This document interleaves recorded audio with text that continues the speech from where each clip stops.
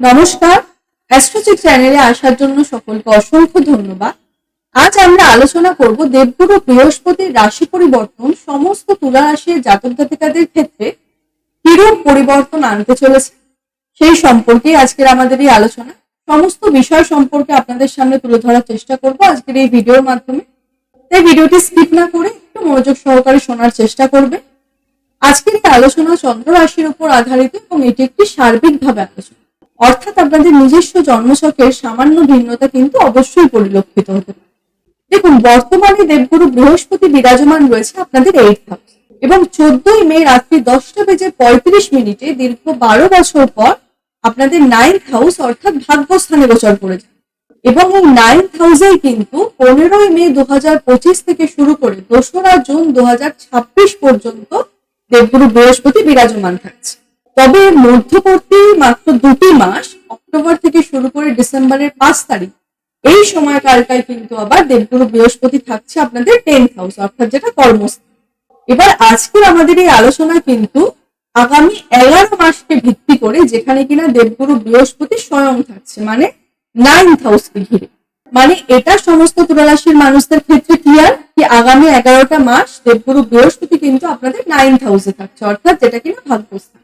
এবং এই একই অবস্থানে অবস্থিত থেকে দেবগুরু বৃহস্পতির যে 3টি দৃষ্টি, সেই 3টি দৃষ্টি প্রদান করবে আপনাদের 1st হাউস, আপনাদের 3rd হাউস এবং আপনাদের 5th হাউসে। এবার তুলা রাশির ব্যক্তিদের 9th হাউস সম্পর্কে কিন্তু সর্বপ্রথম একটু জানতে হবে, কারণ যেখানে কিনা দেবগুরু স্বয়ং বিরাজমান আছে। দেখুন, 9th হাউস থেকে বিচার করা হয়ে থাকে আমাদের ভাগ্য, আমাদের লাভ, তার সাথে সাথে ধর্ম এবং পিতা সম্পর্কিত যে কোনো তথ্য কিন্তু এই 9th হাউস থেকে দেখা হয়ে থাকে। মানে 15ই মে পর দেবগুরু বৃহস্পতির 9th হাউসে যে মাত্রই প্রবেশ করবে, সমস্ত তুলা রাশির ব্যক্তিদের ক্ষেত্রে সর্বপ্রথম যে পরিবর্তনটা আসবে সেটা হচ্ছে আপনাদের পিতার কিন্তু শরীর স্বাস্থ্য উন্নতি আসবে, আপনার পিতার ক্যারিয়ারে উন্নতি আসবে। তার সাথে সাথে তুলা রাশির এমন যদি কোনো ব্যক্তি থেকে থাকেন যাদের বিগত দিনে পিতার সঙ্গে কোনো রকম ভাবে একটা মতের মিল হতো না, সেই জায়গাটাও কিন্তু রিকভারি হবে। আবার দেবগুরু বৃহস্পতি কি ধর্মের কারক গ্রহ, আর ধর্মের কারক গ্রহ হয়ে ধর্মের স্থান অর্থাৎ 9th হাউসে বসে রয়েছে। মানে তুলা রাশির ব্যক্তিরা এবারে কিন্তু কিছুটা ধার্মিক প্রকৃতির হয়ে উঠবেন, ভগবানের প্রতি একটা আকর্ষণ, আস্থা, বিশ্বাস এগুলি কিন্তু আপনাদের বাড়বে। তার সাথে সাথে এই সময়কালে স্পিরিচুয়াল ট্রাভেল বা স্পিরিচুয়াল ভ্রমণ বা তীর্থস্থানে ভ্রমণ এগুলিও কিন্তু বাড়তে পরিলক্ষিত হবে। এবার তুলা রাশির শিক্ষার্থী বিদ্যার্থীদের উদ্দেশ্যে বলবো, দেবগুরু বৃহস্পতির এই 9th হাউসে প্রবেশ উচ্চশিক্ষার জন্য কিন্তু একটা দারুণ সময়। এই সময়কালে উচ্চশিক্ষার সাফল্য ছাত্রছাত্রীরা নিশ্চয়ই পাবে 15ই মের পর থেকে শুরু আগামী 1টি বছর। তার সাথে সাথে ভাগ্যস্থানে দেবগুরু মানে ভাগ্য কিন্তু আপনাদের প্রবল সহায় থাকবে। এই সময় শুভ কর্ম, মাঙ্গলিক কর্ম, গুরুত্বপূর্ণ যে কোনো কর্ম চাইলেই আপনারা করতে পারেন, সময়ের সমর্থন কিন্তু পূর্ণ থাকবে। এবার বলবো দেবগুরু বৃহস্পতির 3টি দৃষ্টি সম্পর্কে। সর্বপ্রথম 1st হাউস সম্পর্কে বলবো, যেখানে কিনা দেবগুরু বৃহস্পতির দৃষ্টি পড়ছে। দেখুন, 1st হাউস মানেই কি? 1st হাউস মানেই কিন্তু আমরা, অর্থাৎ আমাদের মন, আমাদের মানসিকতা, চন্দ্রমার উপর একটা শুভ গ্রহের দৃষ্টি মানে তুলা রাশির মানুষদের কিন্তু এবারে একাগ্রতা এবং ফোকাস এটা কিন্তু বাড়তে পরিলক্ষিত হবে। যে কোনো কর্ম আপনি আজকের দিনে যে কর্মই করুন না কেন, বা শিক্ষার্থী, বিদ্যার্থী, হাউসওয়াইফ, প্রত্যেকের ক্ষেত্রে বলছি, 1st হাউসে দেবগুরু বৃহস্পতির দৃষ্টি মানে মানুষ যে কর্মটা করবে সেই কর্মে কিন্তু তার 100% ফোকাস। অর্থাৎ অনেক সময় হয় না, আমরা একটা মানসিক অবসাদের মধ্যে ভুগতে থাকি, আমরা একটা কাজ করছি কিন্তু মনের মধ্যে আমাদের আরো 2-3টে কাজ চলতে থাকে, আমরা আরো 2-3টে বিষয় নিয়ে ভাবতে থাকি, এবং আখেরে কি হয়, আমরা যে কর্মটা করছি সেই কর্মটাতে কিন্তু আমরা 100% এফর্ট দিতে পারি। এটা শিক্ষার্থী বিদ্যার্থী বলুন, বা কর্মের জায়গায় বলুন, বা হাউসওয়াইফদের ক্ষেত্রে বলুন, প্রত্যেকের ক্ষেত্রেই কিন্তু থাকে। তবে দেবগুরু বৃহস্পতির এই 1st হাউসের দৃষ্টি সর্বপ্রথম হচ্ছে গিয়ে আপনাদের একাগ্রতা বাড়াবে, আপনাদের ফোকাস বাড়াবে, তার সাথে সাথে আপনাদের জ্ঞান বাড়বে। এবং এই সময়কালে বয়স্ক কোনো ব্যক্তি আপনাকে কিন্তু সাহায্যের হাত বাড়াতে পারে, এই জায়গাটা কিন্তু থাকবে। মানে তুলা রাশির ব্যক্তিরা যারা মানসিক অবসাদ বা মানসিক একটা চঞ্চলতা এতদিন ভুগছিলেন, তাদের মধ্যে বলবো এবারে কিন্তু 15ই মের পর থেকে ধীরে ধীরে আপনাদের মধ্যে দেখবেন একটা স্টেবিলিটি আসবে, একটা মন মানসিকতা দেখবেন একাগ্রতা বাড়বে। এই জায়গাগুলো কিন্তু আপনাদের ধীরে ধীরে তৈরি হবে 15ই মে পর।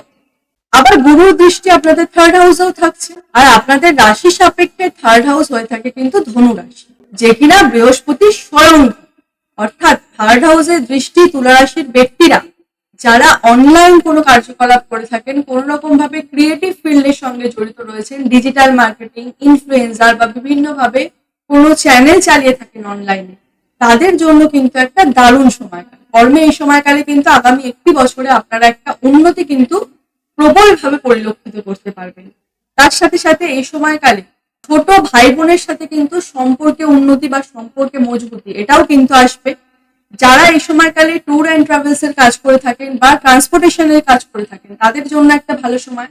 যারা মার্কেটিং ফিল্ডে রয়েছেন বা কোনো রকম ভাবে ডকুমেন্টেশনের কাজ করে থাকেন বা সেলস প্রোফাইলে কোনো জবে রয়েছেন বা ফিল্ড জবে রয়েছেন, যারা হয় না ফিল্ড জব অনেকে করেন, ফিল্ড জব যারা করেন তাদের জন্যও কিন্তু বলতে পারেন এক কথায় একটা দুর্দান্ত সময়। যারা ব্যাংকিং প্রোফাইলে রয়েছেন, বিভিন্ন ভাবে ইন্স্যুরেন্স সেল করে থাকেন বা ব্যাংকিং কোনো প্রোডাক্ট সেল করে থাকেন, তাদের জন্য কিন্তু একটা দুর্দান্ত সময়কাল। এই সময়কালে কমিউনিকেশন স্কিল আপনাদের ইমপ্রুভ হবে। তার সাথে সাথে কাস্টমারের সাথে যে একটা কথার মাধ্যমে নিজের আকর্ষণ বৃদ্ধি, এই প্রবণতাটাও কিন্তু আপনাদের মধ্যে প্রবলভাবে পরিলক্ষিত হবে। মোটের উপর যদি বলা হয় আগামী একটি বছর 15ই মে 2025 থেকে শুরু করে 2রা জুন 2026 পর্যন্ত এই সময়কাল কিন্তু আপনাদের জন্য কর্মের জায়গায় অত্যন্ত শুভ থাকছে। বিশেষত যারা কমিউনিকেশনের কাজ করে থাকেন, যারা অনলাইনে কাজ করে থাকেন, যারা ট্যুর অ্যান্ড ট্রাভেলস বা গাড়ি সংক্রান্ত কোনো ট্রাভেলের কাজ করে থাকেন, ট্রান্সপোর্টেশনের কাজ করে থাকেন, গাড়ি চালিয়ে থাকেন, তাদের জন্য কিন্তু একটা দুর্দান্ত সময়। এবং এই সময়কালে কিন্তু আপনাদের ছোটখাটো ভ্রমণটাও পরিলক্ষিত হবে, কারণ থার্ড হাউস থেকে কিন্তু আমাদের ছোটখাটো ভ্রমণটাও দেখা হয়ে থাকে। আবার আপনাদের ক্ষেত্রে শনির সাড়ে বা শনির ঢাইয়া কিছুই নেই, মানে দেবগুরু বৃহস্পতির এই যে রাশি পরিবর্তন, তার যে শুভ ফলাফল তা কিন্তু আপনারা সম্পূর্ণরূপে পাবেন।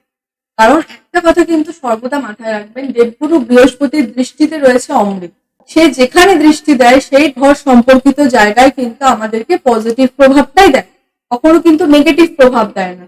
এবার হ্যাঁ, যদি আপনাদের 6th হাউসে দৃষ্টি পড়ে তাহলে সেটা রোগ ঋণ শত্রুরই ঘর, তো সেখান থেকে আমাদের রোগ ঋণ শত্রু এই তিনটে জিনিসই বৃদ্ধি করবে, এর থেকে বেশি তারা কিছু করতে পারবে না। কারণ তার দৃষ্টিতে সবসময় মাথায় রাখবেন যেই ঘরে দৃষ্টি দেয় দেবগুরু বৃহস্পতি সেখানে কিন্তু অমৃত যোগী আমাদের দিয়ে। এবার সর্বশেষ দেবগুরু দৃষ্টি থাকছে আপনাদের 5th হাউসে।